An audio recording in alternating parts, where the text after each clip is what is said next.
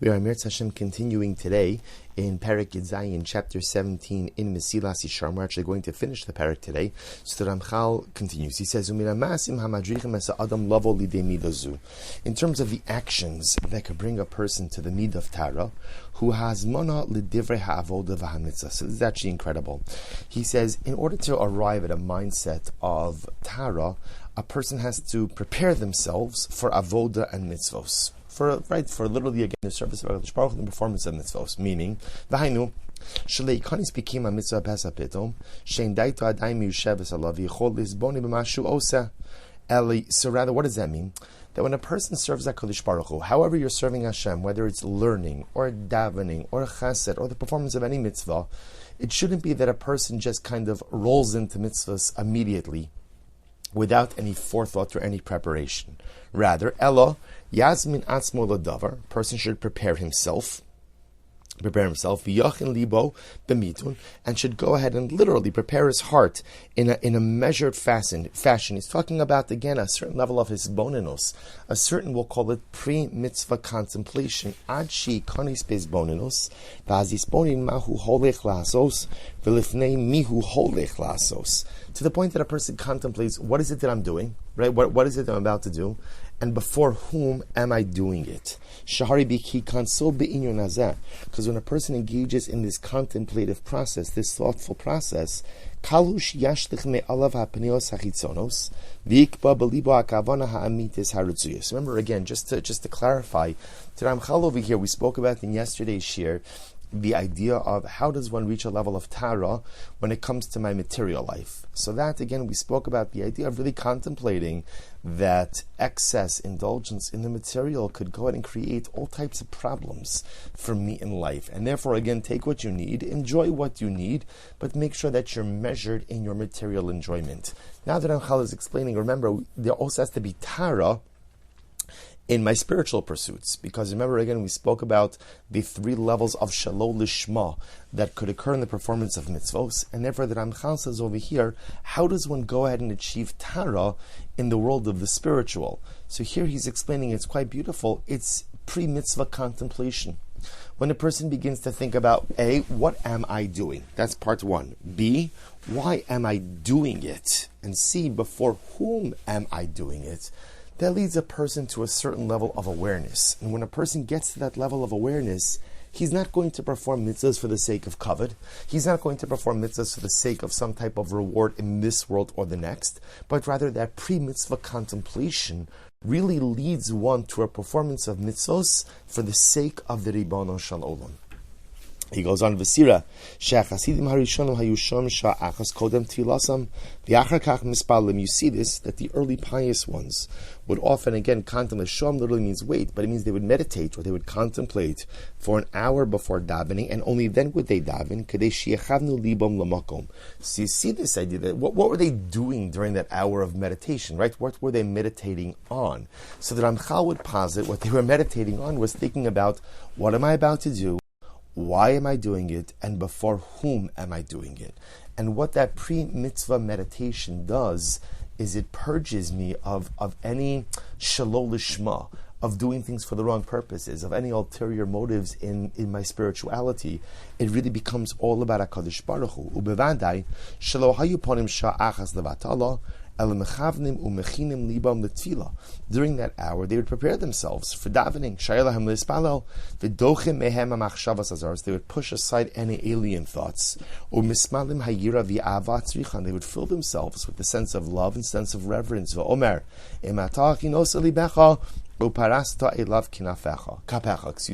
So again, this is really incredible. So Ramchal says, how do you reach a level of Tara on the ruchnius level, on the spiritual level? How do you reach Tara in your spiritual activity? Pre-mitzvah contemplation. Pre-mitzvah contemplation. Think about what you're about to do, why you're doing it, and before whom you are doing it. And that will allow me to purge my mind, purge my soul of any ulterior motives in my divine service. Vihine, mafside hamida. So what causes a person to lose out, right? What detracts from acquiring the midah of tara? Hein chesron is bonus al yom zacharnu. So of course the opposite is lack of contemplation, lack of forethought as to why it is that I'm doing the things that I'm doing. Dahainu sichlus bechisos hata'anugim redifas hakavod. So again, remember, so person goes ahead and it becomes totally focused on physical pleasures. Again, he's jumping back here for just a moment. So in Tara, right, in material Tara, so the what detracts from material Tara is losing oneself in the foolishness and frivolity of life's material pleasures. Redifas hakavod, running after honor. Umiotach avoda, and a lack of preparation for my spiritual activity. These are all things that detract from my ability to acquire the midah of Tara. Ki hashnayim harishonim hemifatenim asamachshava umamshichin ose al pnios. So this is really an incredibly profound idea that losing myself, says the Ramchal, in just the pursuit of material pleasure, without recognizing that overindulgence in the material is dangerous and can lead me down the wrong paths. Similarly, again, running after kavod, running after honor, which again is not really the issue that Ramchal framed in terms of materialism, but rather, again, that's more an issue in terms of our spirituality, that sometimes I do things, I do mitzvahs, I learn Torah, I engage in spiritual activity, but not for the right purposes, only in order to get some sense of kavod, to get some sense of honor. The Ramchal compares these two things, these two negative traits, to a woman who commits adultery. In other words, the idea is that a woman has a husband, and she has a loving, beautiful, and by the way, he's just giving an example of one, but same thing with the man, right? A couple, the spouse, right? The wife has a loving, nurturing marriage, and she gives everything up for the sake of some fleeting pleasure. So often the Ramchal says we do the same thing in our relationship with Hashem. And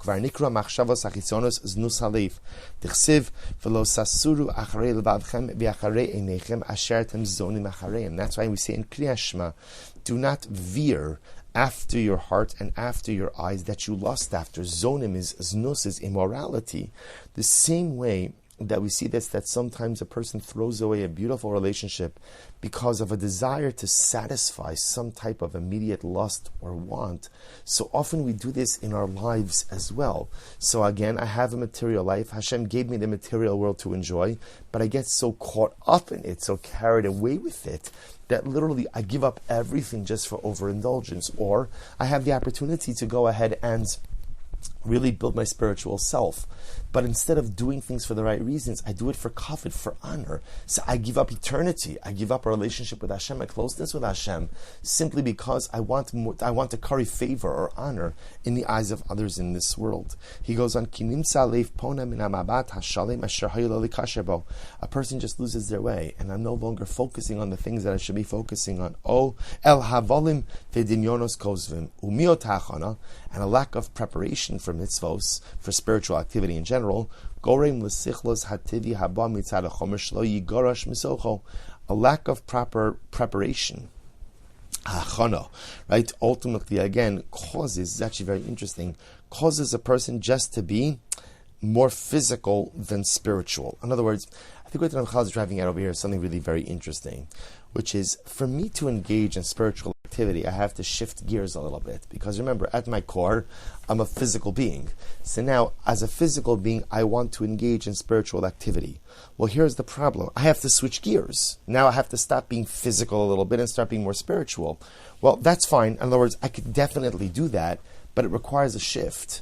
And that shift requires preparation. That's the whole idea of pre-mitzvah preparation or pre-mitzvah contemplation. It allows me to make that shift. And so if I don't make the shift, I could end up behaviorally doing the mitzvah, but the mitzvah itself really becomes just embedded in the material world and doesn't have the full effect. And sometimes I could do a spiritual act, but because again it's not accompanied by the right mindset, by the right machshavas, by the right ideas, sometimes it could undo the mitzvah fundamentally.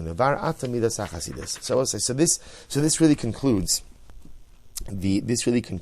ultimately again Perik Zayin, Bedarchei Kniyas Tara, and this closes out the midah of Tara. So now we've seen again that what Tahara teaches us is a need not just to simply do the right thing, but to do the right thing with the right mindset, both in the way we enjoy the material world, as well as even with our spiritual activity as well.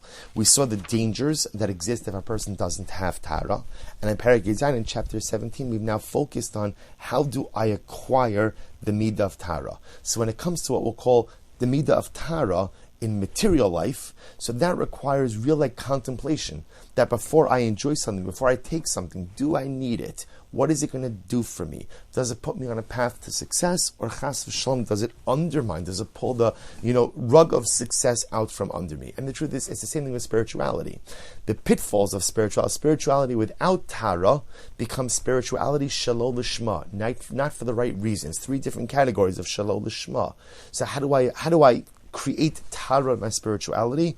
Pre-mitzvah contemplation. Pre-mitzvah contemplation.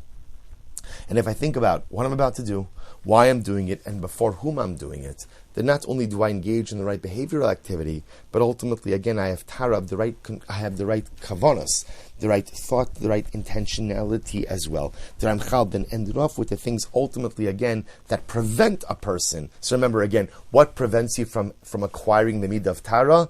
It's the opposite of the very things that would allow you to acquire the Midah of Tara. So if contemplation allows me to acquire material Tara, so lack of contemplation and just like immediate indulgence causes me to lose Tara in the material world. Same thing. If pre-mitzvah contemplation allows me to achieve a level of Tara in my spirituality, then running into mitzvahs without thinking and without transitioning from being a physical to a spiritual being could cause me to lose out on those mitzvahs, on that spiritual activity as well.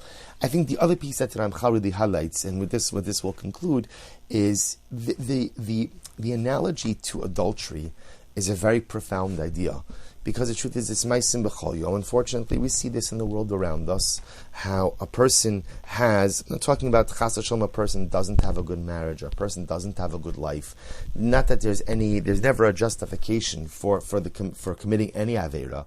But, you see this, where a person has everything going for them, and because of a desire, because of a want, that they give into, they just give it all away.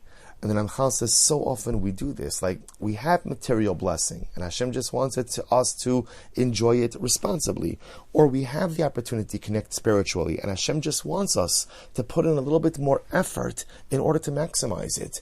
And the failure to engage in the steps of Tara is like throwing it all away just for the sake of some immediate pleasure, whether it's pleasure in the material world, or whether it's just an unwillingness to put in the work to have a proper spiritual identity. We throw it all away, even though we have eternity within our grip. We'll stop over here for today. Again, the parak ends off on Uvar Ata Midas Chasidus. So really excitingly enough, we now come ultimately again to tomorrow.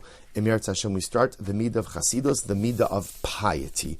Wishing everyone a wonderful day.